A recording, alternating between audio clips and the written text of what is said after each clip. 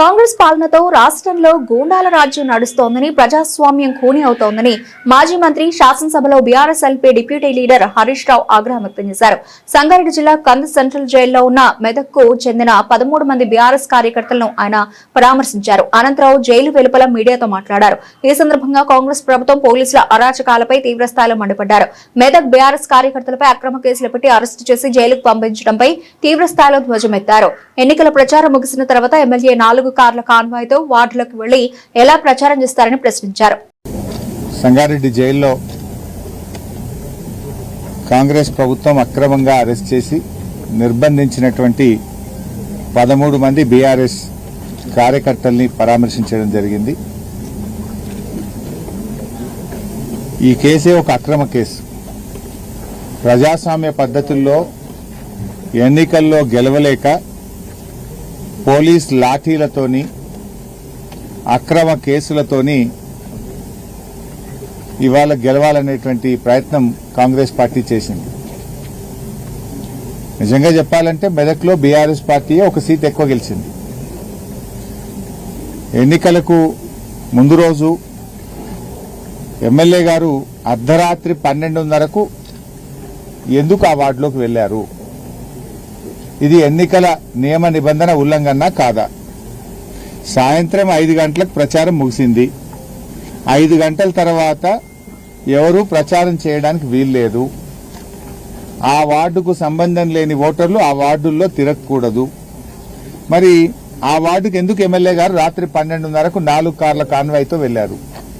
4 కార్ల కాన్వాయ్తో వెళ్లి అక్కడ ఒక ముస్లిం మహిళ ఇంటికి వెళ్లి ఆ మహిళను బెదిరించి ఆ మహిళ ఛాతి మీద చెయ్యి వేసి నైటీని చింపే ప్రయత్నం జరిగింది. ఎమ్మెల్యే గారు గన్మెనే దాడి చేసినాడు. సో ఒక ముస్లిం మహిళ మీద దాడి చేసినప్పుడు, ఆమె ముస్లిం మహిళ ఛాతి మీద చెయ్యి వేసి దాడి చేసినప్పుడు సహజంగానే ప్రజల్లో ఆవేశం వస్తుంది కదా. సహజంగానే ప్రజల్లో ఒక ముస్లిం మహిళ మీద మరి గన్మెన్ ఆ రకంగా చెయ్యి వేసి దాడి చేసి ఛాతి మీద చెయ్యి వేసినప్పుడు ఎవరైనా స్పందిస్తారు కదా. నువ్వు ఆ రాత్రి 12:30కి ఎందుకు పోయినారు? డీఎస్పీ గారు దగ్గరుండి వాళ్ళని 12:30కి తీసుకెళ్లి డబ్బులు పంచిపిస్తాడా?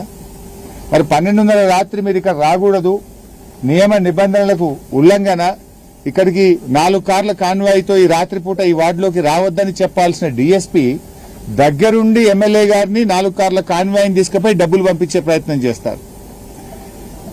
ప్రశ్నించినటువంటి ఒక ముస్లిం మహిళ మీద గన్మెన్ ఛాతి మీద చెయ్యి పెట్టి నైటీ చింపి దాడి చేస్తాడు.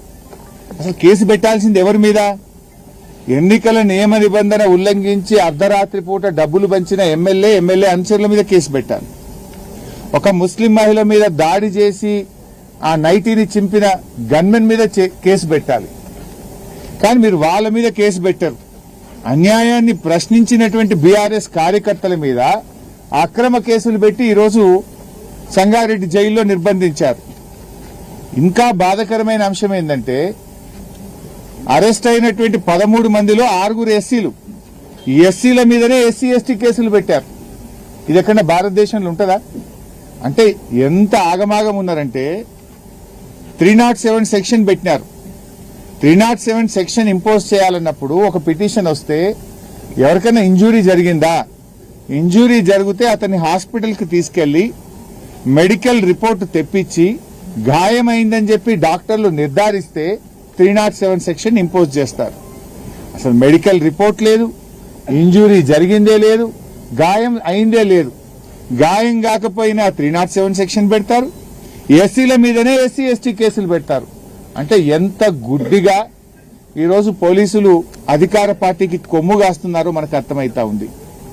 నేను ఆ పోలీస్ అధికారులను కూడా హెచ్చరిస్తా ఉన్నా.